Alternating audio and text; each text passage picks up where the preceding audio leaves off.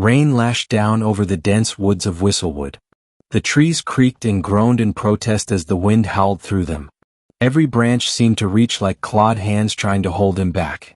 The boy, no older than 17, was soaked to the bone, mud caking his shoes as he stumbled forward. His name was Tyler, and he had been running for what felt like hours. His flashlight beam jittered wildly over tree trunks and fallen branches, flickering with the dying battery. The forest around him was silent now, too silent. Not even the wind dared to whistle. He stopped, gasping, his chest heaving.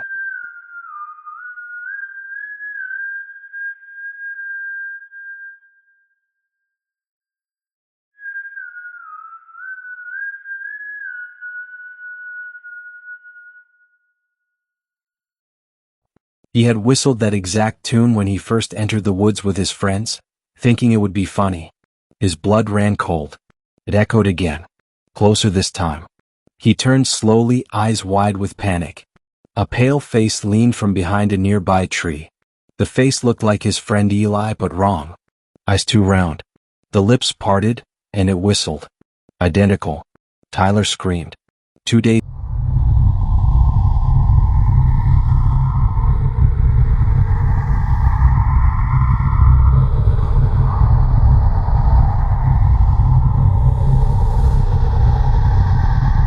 earlier. 3 friends, Jason, Lila, and Marcus, drove into Grayfall, a fog-shrouded town nestled at the edge of the forest. Lila leaned back in the passenger seat, eyes closed. She hadn't been home since her uncle passed and left her the cabin. It was supposed to be a simple getaway. Quiet. Nature. Healing. Jason, behind the wheel, was far from quiet.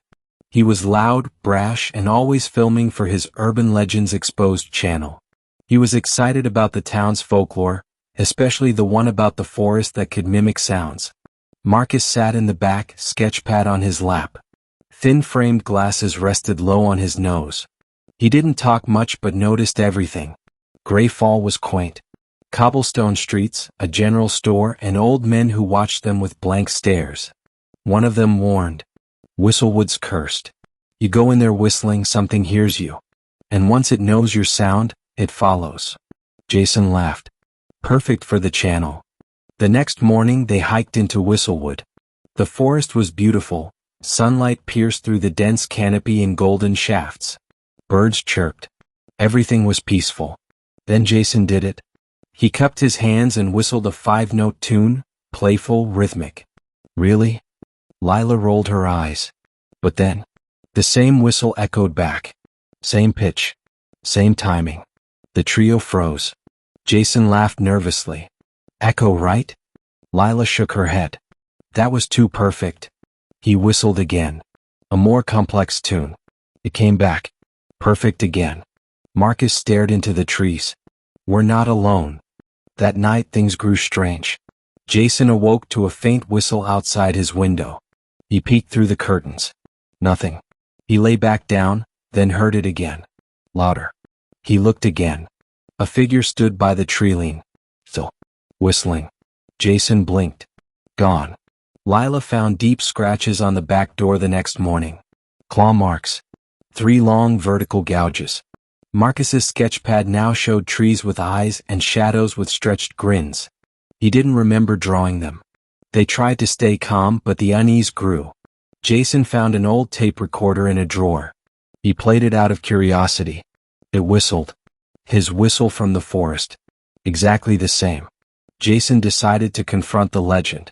He set up his camera, mounted it to a tree branch, and stood in the same spot he had whistled 2 days earlier. Let's see if you're real, he muttered. He whistled. Then, it came back. Jason stepped back. From behind a tree, a figure stepped out. It was him, his clothes, his face, but distorted. Its jaw unhinged slightly as it let out another whistle. His. Jason screamed. The camera fell. Jason didn't come back that night. Lila and Marcus searched, but the forest twisted around them.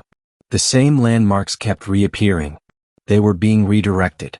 They returned to the cabin and found Jason's phone on the doorstep, screen cracked. His last video was a close-up of his terrified face, and behind him, a figure. The whistling didn't stop on the tape. Lila began hearing her mother's voice calling her name. Marcus awoke one night standing outside, barefoot, mud on his feet. He didn't remember leaving the bed. Jason reappeared the next night. Silent. Standing outside the cabin. He didn't knock. Just stood. Smiling. And whistling. They locked the doors. In the morning he was gone. But muddy prints were inside.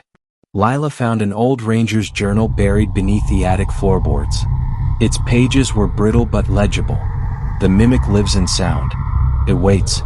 It listens. When you whistle, you give it form. Your voice becomes its skin. They devised a plan. Lila would whistle an impossible to mimic pattern, buying them time to escape. Marcus would stand by with the lantern. They ventured into the woods one last time. Lila whistled the pattern. Silence. Then a reply. Close but one note wrong. It stepped out. Shifting faces. Jason. Lila. Marcus. Smiling each time. Marcus ran, leading it away. Lila turned and ran. She didn't stop until she saw the road. She collapsed at the edge of the forest. She never looked back. Months later, Lila was back in the city. New apartment. New therapist. One night, a voicemail. Lila. It's Marcus. I made it out. I'm okay. Let's meet. She rushed to the station. He stood there. Smiling. He whistled. Perfectly. Too perfectly. Lila backed away. Her scream caught in her throat. She dropped her phone. Marcus tilted his head. His face twitched. His smile cracked wider. Cut to the forest. A dozen whistles echo. One by one. Perfect. Mimicked. The woods are alive. And they remember every voice they've ever heard.